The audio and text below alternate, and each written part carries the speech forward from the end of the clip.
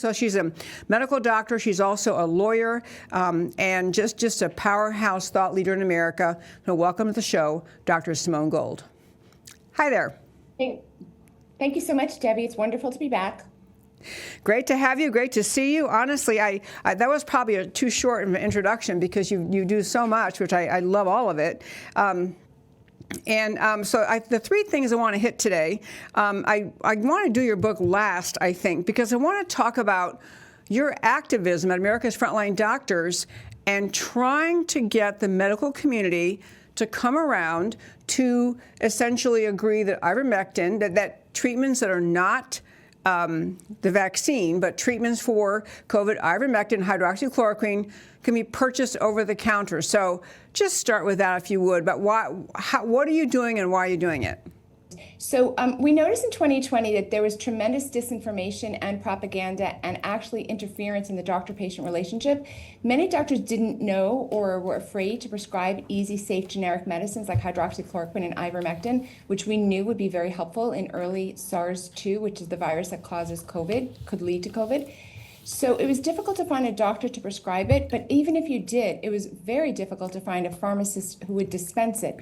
As you know, as a lawyer, that was illegal. There's a complete division between the doctor's responsibility, which is to diagnose and treat, and the pharmacist's responsibility, which is to simply dispense the medications. The pharmacist is not allowed to interfere with the doctor's decisions. Nonetheless, chain pharmacists all throughout COVID really, the corporate chain overlords, I should say, really interfered with doctors' prescriptions. It was blatant. It happened all over Texas, by the way. It happened really all over the country. So we at America's Frontline Doctors attempted to make hydroxychloroquine over the counter because it's a very safe medication. At this point, it's been FDA approved for 70 years. It's over the counter in most of the world, actually, just not in first world nations.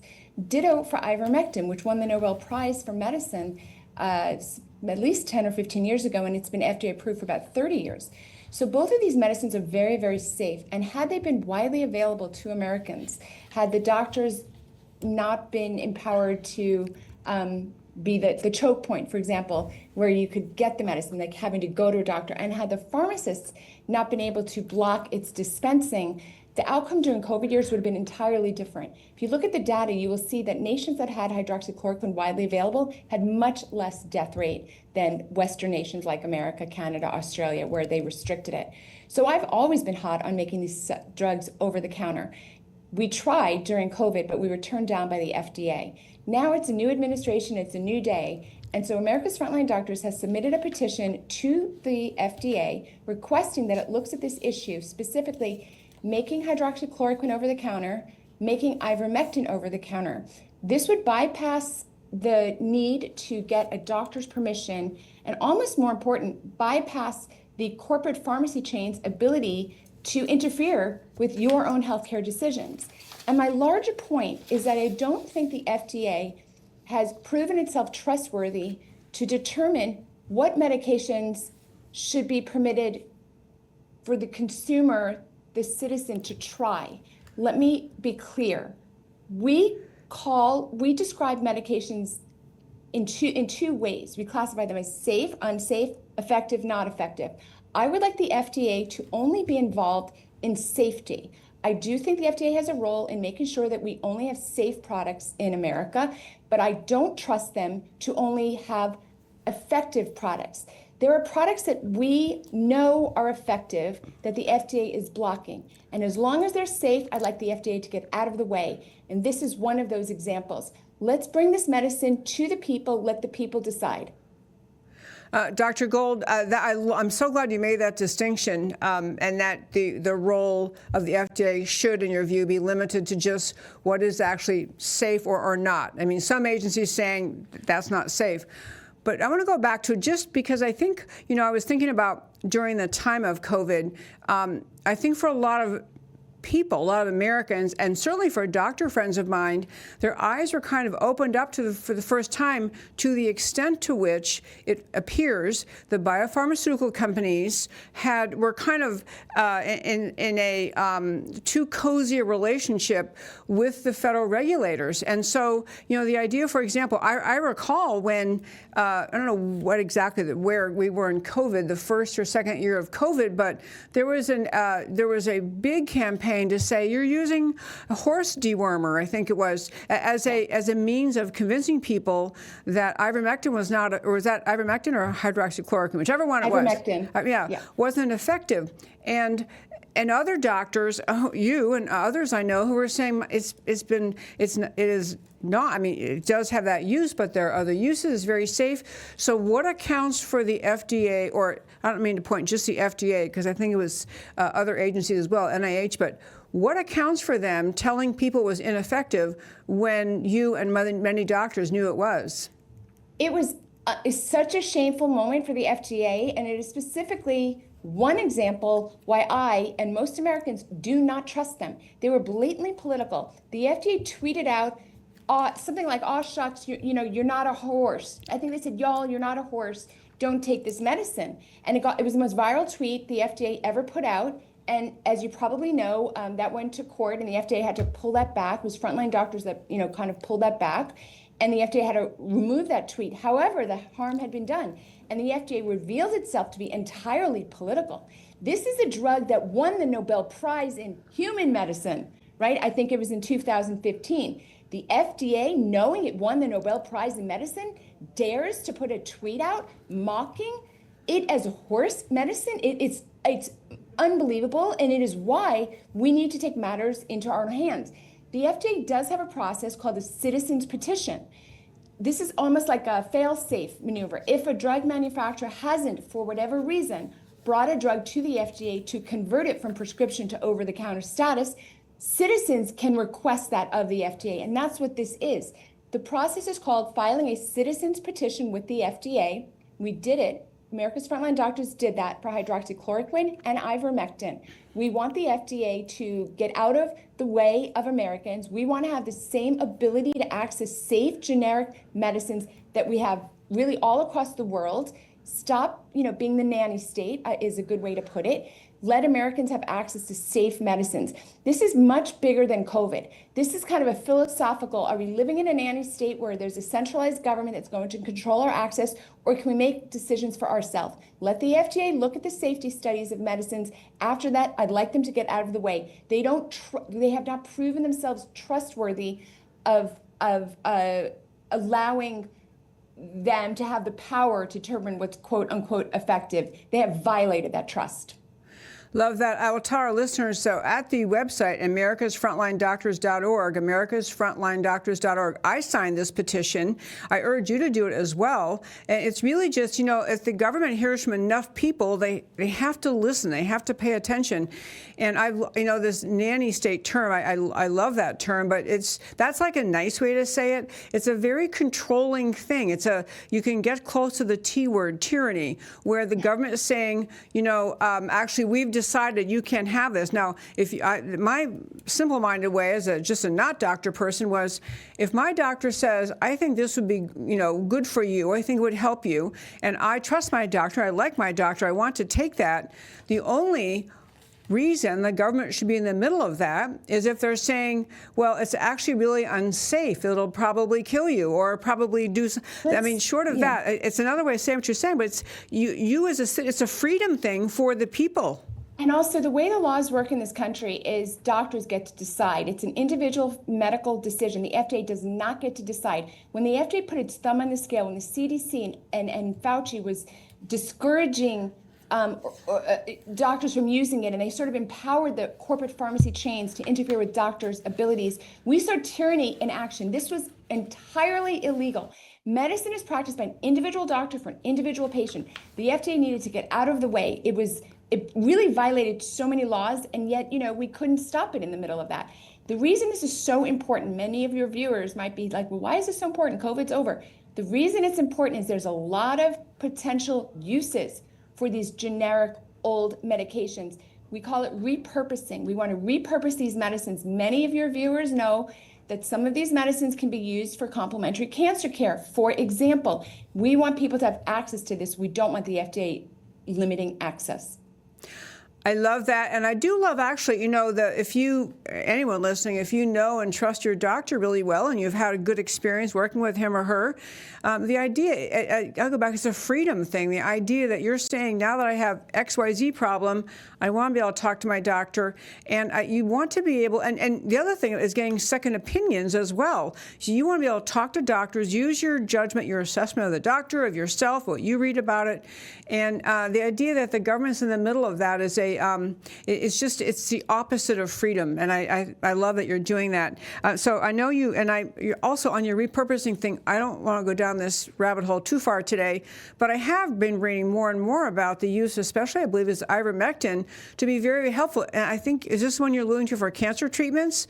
Ivermectin? Yes, for sure. And four of our states have made it over the counter now because they understand that it's safe. It's absolutely safe. That's really the only question. Is it safe? It's absolutely safe. 4 states have done this. This is why I'm hoping that the FDA does the right thing. It's a little odd that you can go into Tennessee, for example, and you can get this medicine, but you can't get it elsewhere. It's a little bit strange, right? So I want the FDA to act on this because there's a lot of people who do use it and want to continue using it for complementary cancer care for sure.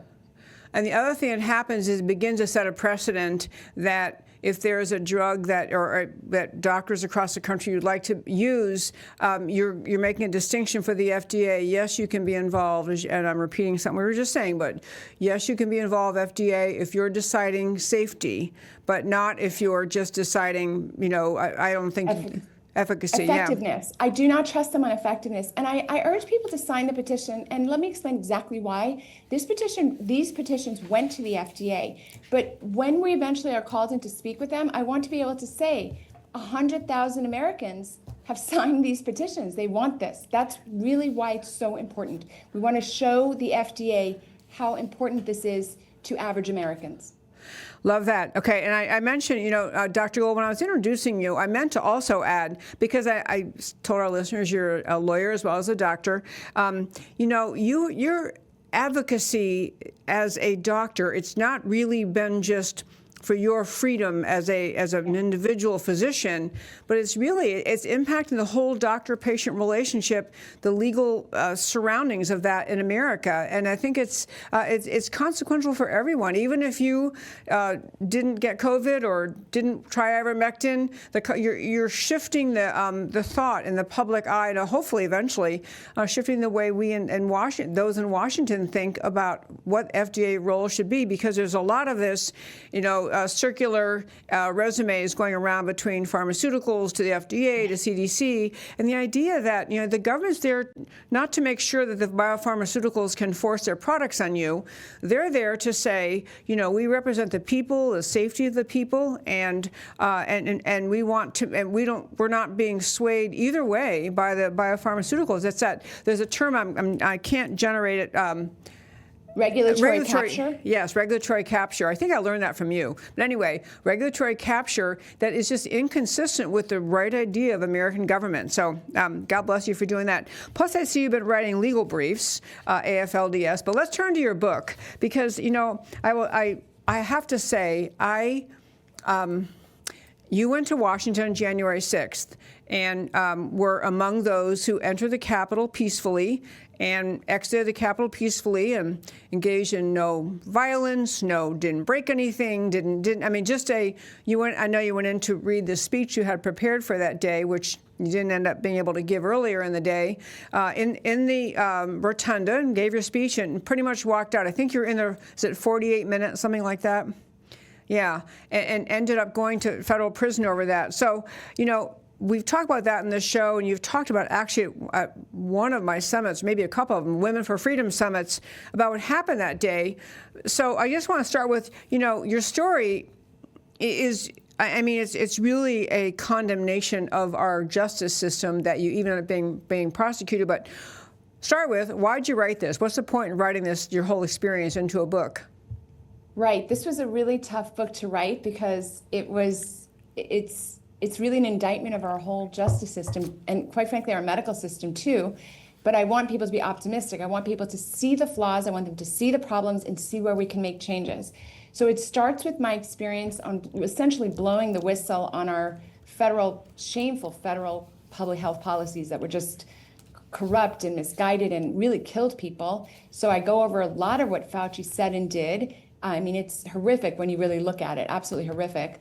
And then I was an invited guest speaker that day. I had a permit to be at the Capitol grounds. The day did not go as planned. You can read every detail of it, but of course I was peaceful.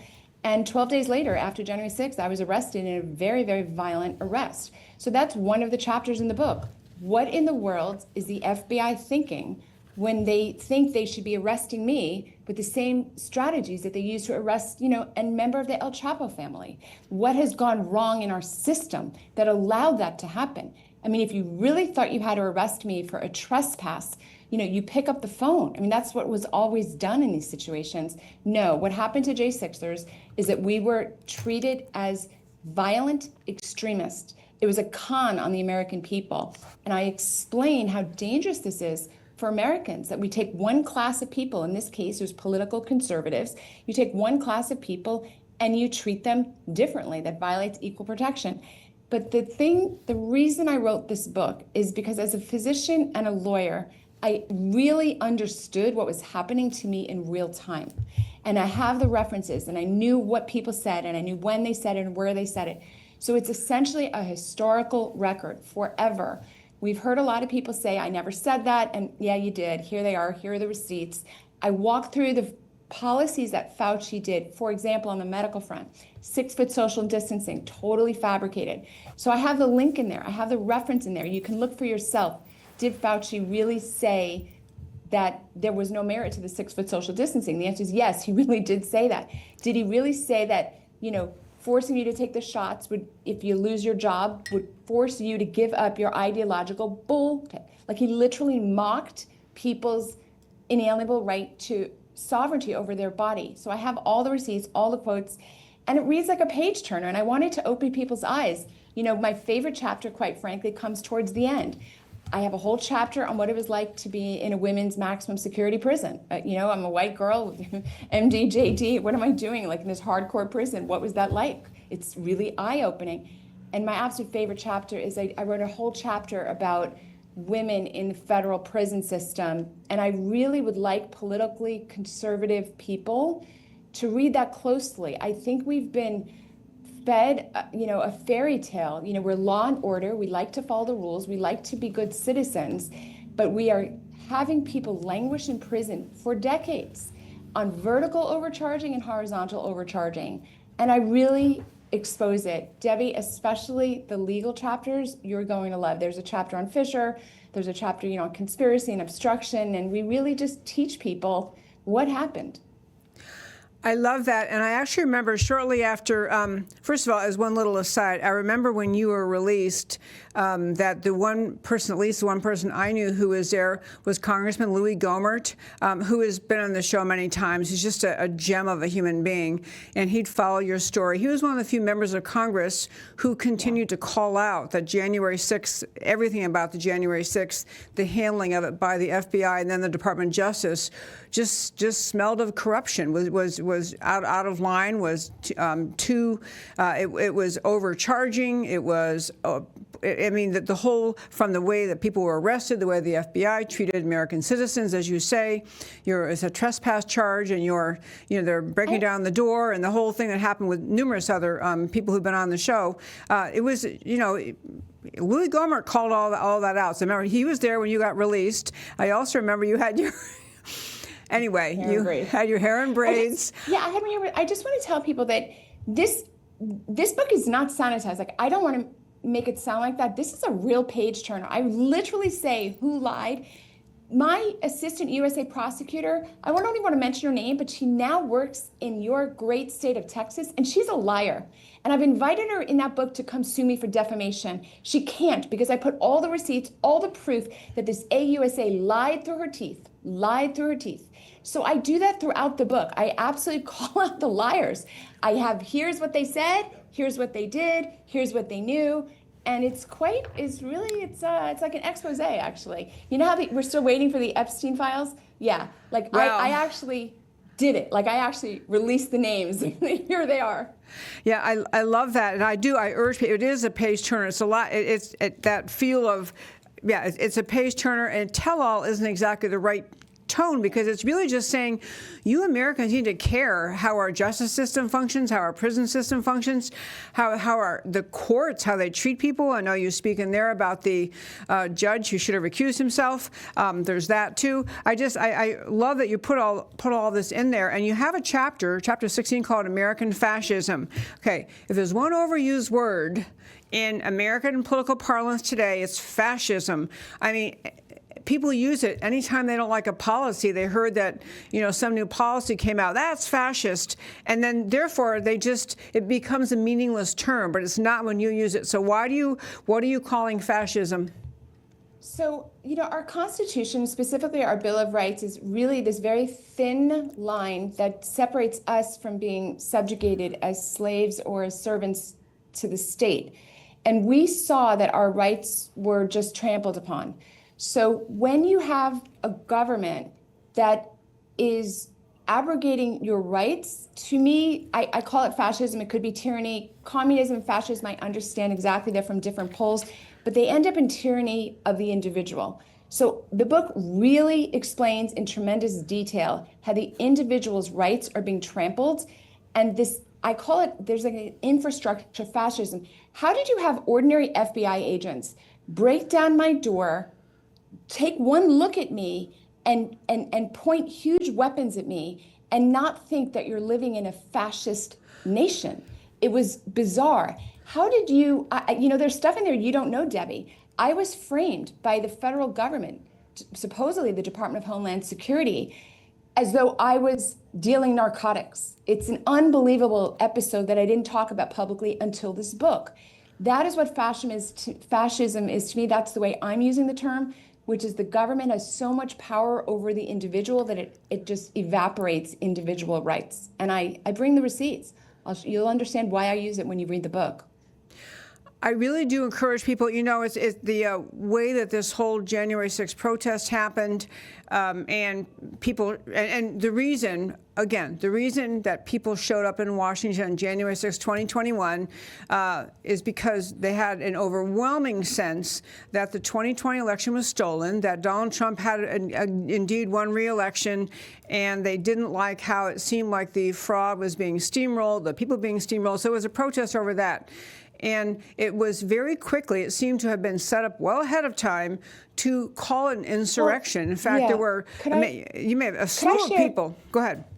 Let me share a couple things why I had the entire weight of the federal government and some state governments bear down on me. So to me, that where you have a huge government bearing down on an individual, again, I call it fascism. I could have just called it tyranny, right? But there's so many examples of this. Here's an example. When I was applying for my Florida license, medical license, they had to get information from California where I had my medical license. And the California branch, the Los Angeles branch of the FBI, sent a letter in writing to the state health department of Florida saying that I had been charged with treason. It was utterly impossible that this happened by mistake. They used the correct statute, which was 1752, which was trespass. Right next to that, they had typed the word treason. So it was either trespass or it's treason. I mean, is that an auto-type correction? So that sort of thing actually happened to a citizen like myself. So that's, the awesome power of the federal government is something really to be afraid of and to keep contained. And we kind of let it loose a little bit, and we have to rein in our government. I could not agree more on many, many, many fronts, Dr. Gold. The idea that what we've been watching happen, especially during the 4 years when Biden and Harris occupied the White House, and the just range of issues in which they just decided we're not discussing it, we are going to bowl you over, we'll lie to you, what they did in your prosecution, not in your prosecution as well as many other people in J6. It was really a different time in America. It was when people lost faith faith that we had a justice system that was fair, that you couldn't move your trial out of Washington, D.C., where basically everybody in Washington's a Democrat and hates Trump and didn't really care what the facts were. The conviction rate was overwhelming. I think maybe 2 people didn't get convicted in the entire... It was essentially 100%. There was a judge here or there that, let one guy go, and another judge, I think, reduced some cases, but 100% jury and virtually 100% on the judges as well. And this is the kind of thing in America where we used to feel very, very sure of our country, that that we were different than other countries in the world, where tyranny happened in all sorts of countries, where you had a totalitarian government, you had a communist government, you had some government that simply didn't have to respond to the people. And we in America came really close to losing our justice system during the 4 years of the Biden administration. So this book is just... Yeah, Go you're ahead. very familiar with the expression, show me the man, I'll show you the crime, yeah, right? We Stalin. all know that expression. So one chapter is devoted to the 1512 charge that was levied against me and 350 other J6ers, also Donald Trump. This charge is so convoluted, arcane, accounting charge. Like, it had nothing to do at all with political protests. So it's so clear that our government took this technical accounting statute and applied it inappropriately to political protesters. And it could not have happened after January 6th. It was much too hyper-technical to have been conceived within a day or 2 or 3 or 4 after J6. In other words, my indictment came 3 days after January 6th, although I was arrested 12 days later. The paperwork was January 9th. Well, there's no way anybody could have conceived of this 1512 charge in 3 days. It's just such an irrelevant statute. This is the one that got reversed by the Supreme Court. So you knew, when you read my book, you will absolutely understand there was no chance this is like sort of an organic thing that just sort of developed. Not at all. It's impossible. Oh, the entire January 6th episode, in my view, was orchestrated. I can't point to each agency or each individual in charge who had some role in it, or I can name a few. But the overall, I think the more, and I want to commend you also, Dr. Gold, for writing it. And the reason, one reason I was asking about why you wrote it is, I think that there's an effort by many, even on the conservative side, but definitely on the left, to say, okay, we had a protest, maybe the DOJ got a little bit aggressive, okay, it's all over, and to whitewash it, to just say, okay, fine, we're done, January 6th is over, blah, blah. But it's so consequential to the future of our structure of government, the Constitution, the rights that we all as American citizens assume we had, to have the truth told, to have people understand how corrupt the entire protest was in terms of being orchestrated, how corrupt the system was and going after people. The 1512 charge you mentioned a moment ago, Dr. Gold, just prima facie evidence. I mean, that is like you had to have cooked it up ahead of time, thought it up so you're ready to charge that. Because when the Supreme Court finally got to rule on it and said, this is preposterous. You can't charge a peaceful protester with this irrelevant statute over here. So I think like many things in American history, I don't think it's enough to say, well, okay, we're done with that. Maybe a few mistakes were made. Digging out and pointing out what did happen is vital, because corrections have to be made. Corrections both in law, but more importantly, corrections in the mindset of bureaucrats in this country who thought, well, now we're under Biden-Harris, we do whatever we want. We go after all these crazy people who like Trump, that we lost any semblance of a pristine sense of rule of law and equal application of law. All of that has to come out. And so that's among the many reasons I'm glad you wrote this book. Exactly. I just want to share with you, I mean, I think you probably share this opinion. We had a national stain, right, with the way we treated Japanese Americans after the bombing of Pearl Harbor. So we took Japanese Americans, and guilty or innocent, and we put them in camps. It took many, many years. I think it took decades, if I'm correctly, I think it was under Reagan, till we really made a national apology over that. That's bad for the nation. So what we had here on January 6th is our federal government treated a class, in this case, not an ethnic class, but a political class. The people who are politically conservative, they treated them in one way compared to how they treat everyone else. And by the way, this is all spelled out in tremendous detail in the book. J6 was a total aberration. How we treated people before J6 and after J6 was the same. It was just on J6, and J6 was filled with political conservatives. We can't live in a nation that treats one political class one way, another political class another way. And we can't pretend it didn't exist. It will linger and linger and linger until we deal with it. So I just want to share with everybody, we do a live stream on Saturdays. We are J6. Come find us on X. We are J6, and it's where the J6 community just gets together and talks. And if you're not a J6er yourself and you wonder what really happened that day, come and listen to people's human stories, how their lives were destroyed, how your neighbors, your friends, a lot of them from Texas, it was Texas, California, and Florida had the most, how their lives were destroyed by the federal government. Come listen to the human angle. It's not really political. We are J6. It's noon Eastern on Saturdays, live stream. I am thrilled to hear you say that. We are J6 on X, noon East Coast time, you're saying? Yes, ma'am. Okay. Noon East Coast time. Actually, I'm going to go listen. I think I didn't know to tune into it. I think I kind of happened on it when it was happening. I'll send you a link. Yeah, I'll send you a link. Please do. But I do believe I happened on it thinking, wow, this is great to know. The thing is, people, these are, whatever you are in the political spectrum, what has been uncovered about the government's conduct related to J6 and that protest, everyone needs to understand it so it doesn't happen again. And if you are okay with it happening because you don't like Trump or you don't think people should have protested the election, you still should care because it could happen to you. If we validate this kind of conduct, this mentality in our government could happen to you, and wherever you stand. Dr. Gold, I just think, again, for our happy listeners, this is the book, Selective Persecution. The subtitle is The Legalization of American Fascism. I urge you, I am going to tell you the truth, I skimmed it.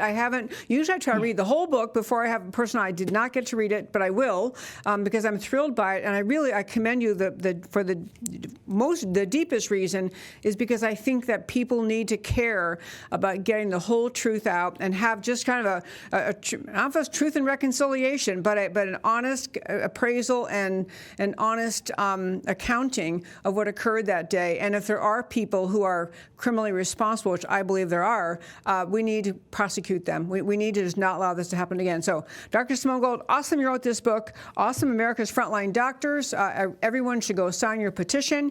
Get those signatures off there to them so they can forward them and get the FDA working on your healthcare freedom. Dr. Gold, I think you're coming back on the show in a couple of months, in September, I think. So won't be that far away. I'll see you in September. And I know you're busy out there just doing many, many great things. Well, thank you so much for joining me today. And I will see you on Saturday at noon Eastern. Perfect. Okay. Thank you so much, Debbie. Thank you for having me. Thank you for coming. Thank you for coming.